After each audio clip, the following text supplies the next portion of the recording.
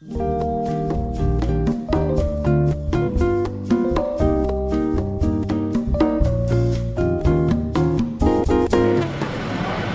warm congratulations to the Philippine Institute of Environmental Planners on your 41st anniversary. It does not seem like quite so long, but I do remember still when my father was starting to talk about environment and nobody was listening to him and nobody knew quite what he was talking about.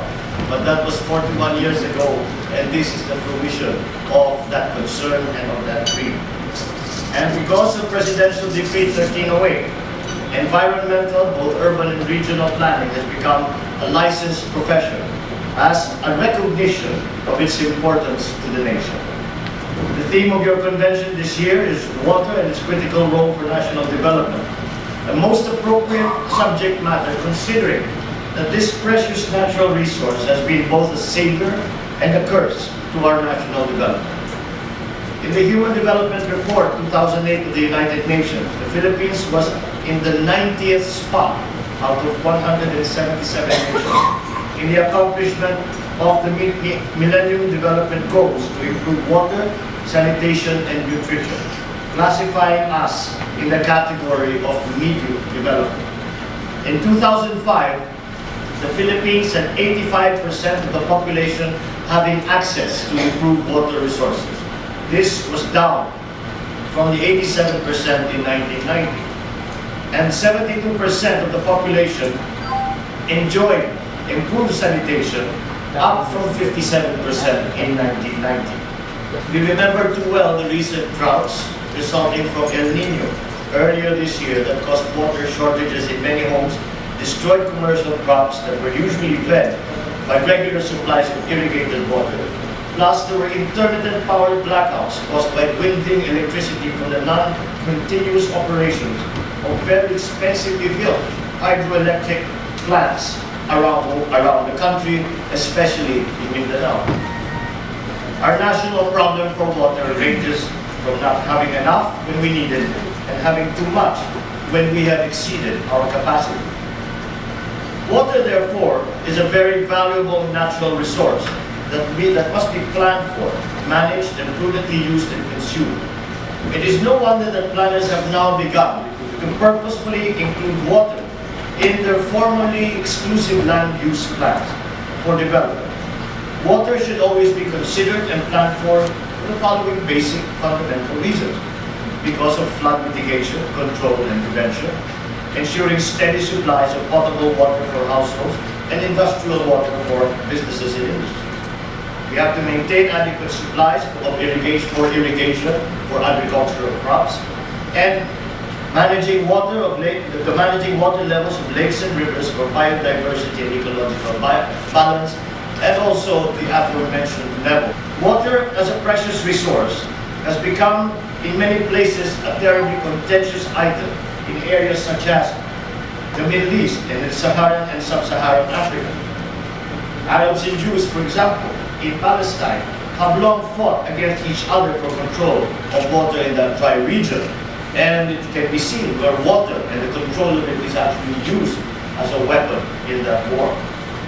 It is therefore logical that development planning for human settlements in the Philippines should always include provisions for adequate water supplies and effective environmental management to preserve our watersheds from destruction, as well as to safeguard our waterways and water systems from clogging.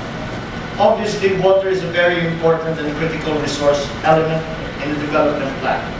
Water ensures our green environment and sustainable economic basis.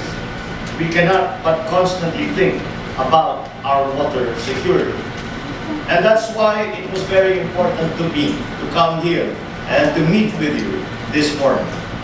Because although I am a newcomer to this job that you have been at and working at for all your lives, I have been in the studies and the talks that I've had with our more experienced experts, and the study that I have from all the material that I have come to and that I have tried to gain some understanding of what these problems entail.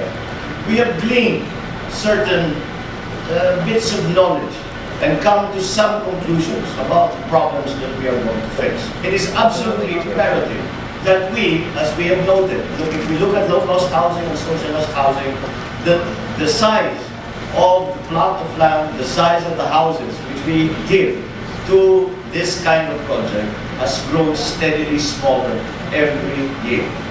And that is why it is so important that the new techniques for designs in housing, in designs in communities, designs of all our infrastructure needs to come to the fore.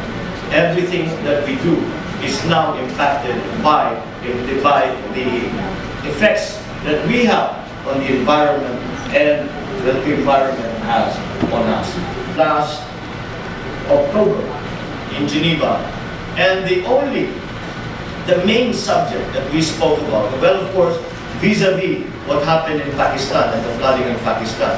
And the main thing that we kept talking about was disaster preparedness, disaster mitigation, and the necessity that all our infrastructure, the houses of our people, the schools, the hospitals, our waterways, our roads, our power generation systems must all be hardened and made more robust so as to prepare us for the disasters.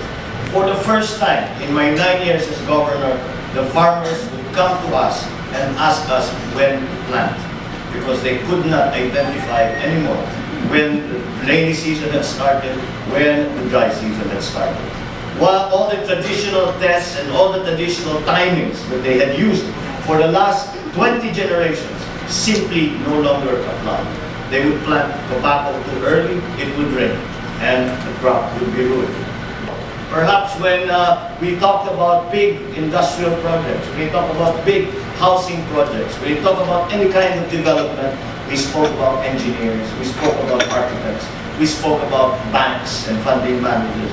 Now, I think number one on that list will have to be environmental planning, because our survival. I hope that together with the PIEP, we hold continuing dialogue. And I know I'm reading from a prepared speech, but this is my main, is to start a continuing dialogue with your organization, with the individuals in your organization, so that we seek better legislative policies to improve our urban and regional development planning and governance. We must have a healthy discussion about the National Land Use Code and other pressing policies that affect environmental, land and water use planning of human settlements. Your ideas and your insights will be welcome and are necessary. And we will always be happy to see any of you at our Senate offices for such important discussions.